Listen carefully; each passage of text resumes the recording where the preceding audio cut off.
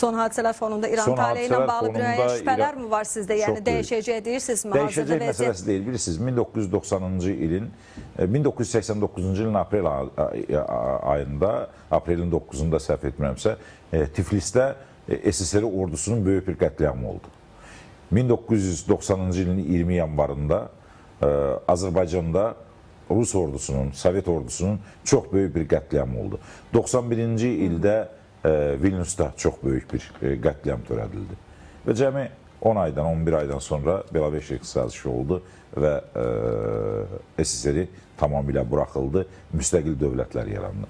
Teokratik rejimlərin mahiyyəti sona yaxınlaşdıqca bu cür hadisələrlə olduqca zəngin olur. İran sona yaxınlaşır. Qəbul etsələr də, etməsələr də. Dünya İran proseslərində hansı yerdədir, hansı mövqedədir, bu biraz çətindir. Niyə? Dünyaya bugün hələ yaxın şərq siyasətində parçalanmamış bütöv İran lazımdır. Amerika Birləşmiş Ştatlarına hələ də, bəli, İsrailə də və digərlərinə də. Lakin hələlik bu etapda təqdim etdikləri və nəbz yoxladıqları Pəhləvi bütövləşdirici fiqur deyil. Yəni deyirsiniz ki, Pəhləvini ön plana çəkmək üçün bir nəbz yoxlaması istəyirdilər. Bəli, bir yoxladılar. Diqqət edin, proseslərə baxın.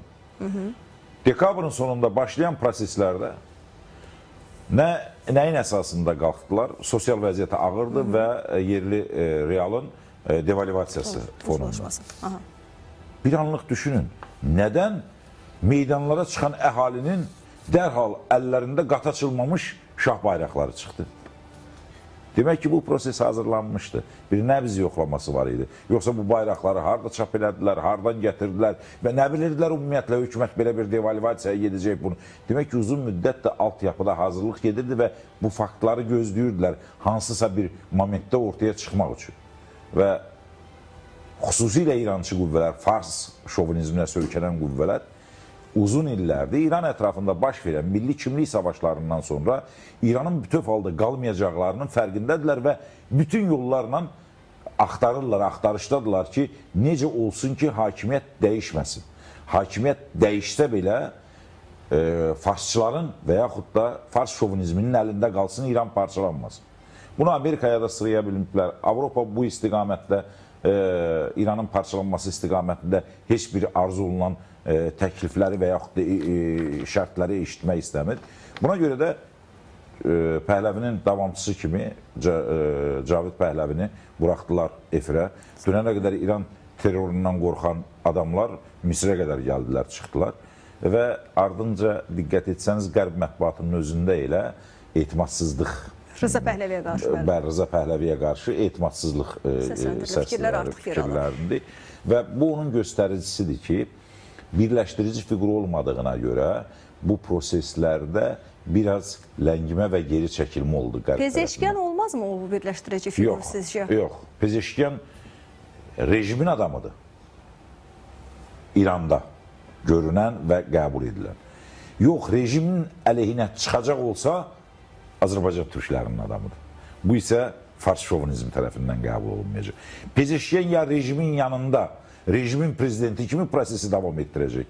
Ya Təbrizə gəlib müstəqil Güney Azərbaycan Cumhuriyyətinin lideri kimi prosesi davam etdirə bilər. Daha çox səlahiyyət alıb idarə etmə üsulu dəyişməsi ehtimalı bəs. Fərq etməz. O daha çox məsuliyyəti üzərinə yıxmaqdır.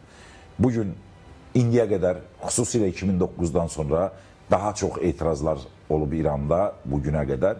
O dövrdən bu yana qədər bu qədər qətliam heç yerdə olmamışdı.